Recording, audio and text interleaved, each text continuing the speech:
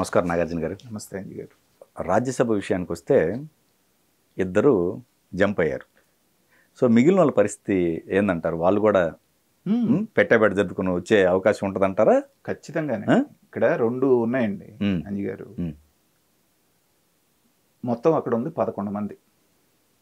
ఆ 11 మందిలో వైవి సుబ్బారెడ్డి గారు, విజయసాయి రెడ్డి గారు, వీళ్ళిద్దరూ కూడా రాజ్యసభ మెంబర్సే. మొదటి నుంచి అనుకుంటుంది ఏంటంటే వీళ్ళందరూ కూడా వెళ్ళిపోతారు అనేటువంటిది మనం ఫోర్కాస్ట్ చేస్తున్నది. అయితే అందరూ ఒక పార్టీలోకి వెళ్లకుండా కాస్త గట్టిగా చంద్రబాబు నాయుడు గారిని పార్టీని విమర్శించినటువంటి వాళ్ళు కొంచెం ఒక రకం అనుకున్నటువంటి ఇప్పుడు వెళ్ళిన మోపిదేవి వెంకటరమణ గారు కానివ్వండి, బేద మస్తాన్ రావు లాంటి వాళ్ళు, ఇంకోళ్ళు ఎవరో వస్తారంటున్నారు, వీళ్ళ ముగ్గురు తెలుగుదేశం అంటున్నారు. వాళ్ళ సామాజిక వర్గం జగన్మోహన్ రెడ్డి గారి సామాజిక వర్గానికి సంబంధించినటువంటి వ్యాపారస్తులు ఎవరైతే ఉన్నారో ఆయన వీళ్ళందరూ కూడా బీజేపీలోకి వెళ్తున్నారు. అక్కడికి ఒక 5 మంది, 5-2 7 అయింది. ఇంకొక ఇద్దరు పిల్లి సుభాష్ చంద్రబోస్ గారు, ఇంకొక ఆయన మన జనసేన వైపు చూస్తున్నారు. ఎందుకంటే వాళ్ళు గోదావరి జిల్లాకు సంబంధించిన వాళ్ళు కాబట్టి అక్కడ జనసేన ప్రాబల్యం ఎక్కువ ఉంది కాబట్టి అటు చూస్తున్నారు అనేటువంటిది మనకు వినపడుతోంది. అయితే విజయసాయి రెడ్డి కూడా వెళ్ళిపోబోతున్నాడు అనేటువంటిది ఇంకొక వర్షన్. అసలు దీన్నంతా లీడ్ చేస్తున్నదే విజయసాయి రెడ్డి. ఇప్పుడు ఈ 5గురు ఎవరైతే బీజేపీలోకి వెళ్తున్నారో ఈ సర్దుబాట్లు చేసేసి నేనేదైతే ఉందో నన్ను రక్షించండి మీరు, జగన్మోహన్ రెడ్డి గారి గుట్టంతా నా దగ్గర ఉంది కాబట్టి A2గా నన్ను మీరు బయటేస్తానంటే A1 సంగతి నేను చెప్తాను అంటున్నాడు అనేటువంటిది ఒక వర్షను. విజయసాయి రెడ్డి కూడా వెళ్తాడు అనేటువంటిది. ఇంకొక థర్డ్ వర్షన్ ఏంటంటే జగన్మోహన్ రెడ్డి గారే ఎడుదిరిగి డైరెక్ట్గా బీజేపీతో పొట్టు పెట్టుకునేటువంటి అవకాశం లేదు. మొన్న చూసాం వక్ఫ్ బోర్డు అమెండ్మెంట్ బిల్ మీద వీళ్ళు వ్యతిరేకించారు. ఎందుకంటే జగన్మోహన్ రెడ్డి గారి స్టాండ్ అది. ఎందుకంటే మైనారిటీల పట్ల వాళ్ళకు ఉండేటువంటి దీంతో వాళ్ళు డైరెక్ట్గా సపోర్ట్ చేయలేరు. అందుకని ఎడుదిరిగి బీజేపీతో అనుబంధం ఉండాలి కాబట్టి డైరెక్ట్గా ఎడుదిరిగి పెట్టుకోలేరు కాబట్టి ఇండైరెక్ట్గా వీళ్ళ మనుషులను ఒక 5 మందిని ఇంక్లూడింగ్ విజయసాయి రెడ్డి అటు పంపిస్తే బీజేపీతో మంచి సంబంధాలు పెట్టుకోవచ్చు కదా అని చెప్పి దానికి ఏం రిఫర్ చేస్తున్నారు? చంద్రబాబు నాయుడు గారు కనుక 2019లో ఓడిపోగానే ఒక సుజనా చౌదరి గారిని, ఒక సీఎం రమేష్ని, తర్వాత టీజీ వెంకటేష్ని అటు పంపించి బీజేపీ వాళ్ళని ఎలా అయితే న్యూట్రలైజ్ చేసుకున్నారో అలాగే ఈ 5 మందిని అటు పంపించేసేసి బీజేపీ తోటి గుడ్ టర్మ్స్లో ఉండొచ్చు అనేటువంటి ప్లానింగ్ కూడా ఒకటి జరుగుతుంది అనేటువంటిది మనకు తెలుస్తోంది.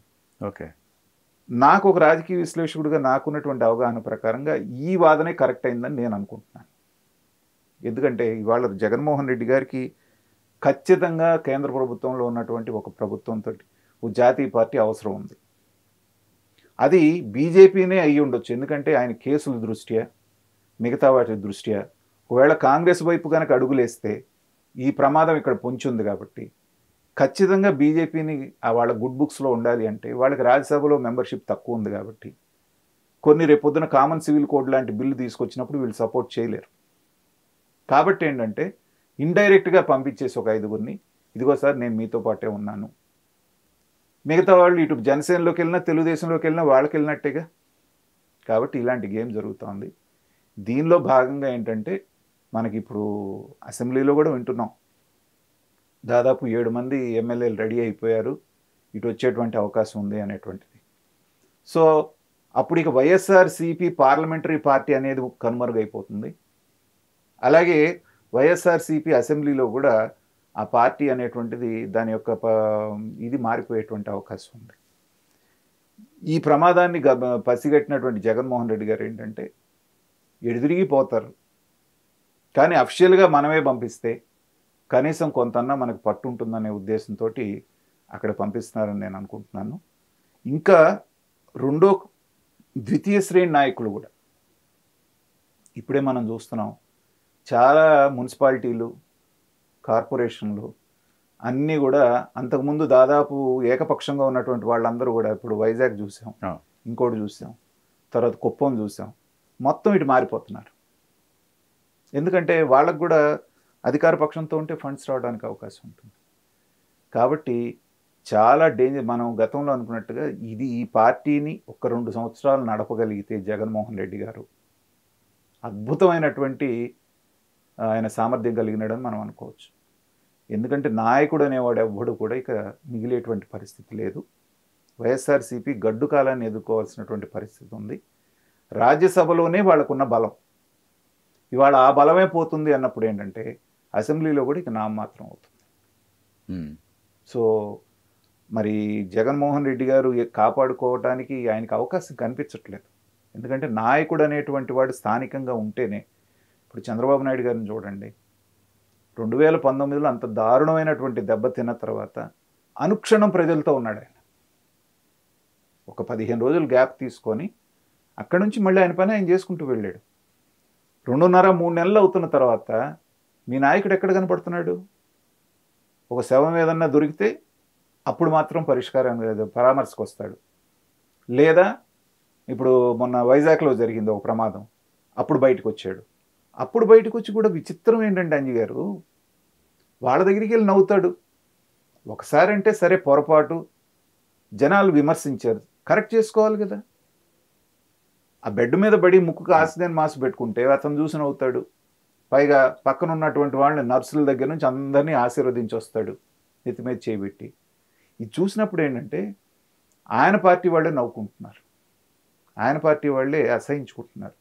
ఏంటి రాజకీయం, ఈయనతో ఉంటే మనం కూడా మునిగిపోతాం అనే ఉద్దేశంతో ఎవరి దీన్ని నిజంగా మోపిదేవి వెంకటరమణ గారు వెళ్తారని ఎవరైనా ఊహించారా? మీరైనా నేనైనా?